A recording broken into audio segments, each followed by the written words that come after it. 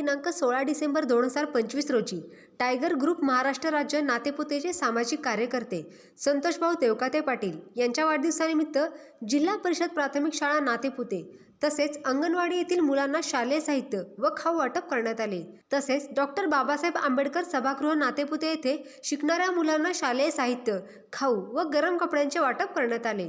तसेच सरकारी ग्रामीण रुग्णालय नातेपुते येथे रुग्णांना फळे व अल्पोपहार देण्यात आला। या कार्यक्रमाचे आयोजन संतोषभाऊ देवकाते पाटील, रणजितदादा कसबे, ऋषिकेश भैया खिलारे, शिवाजीराव अवघडे, प्रमोद दराडे सर यांनी केले।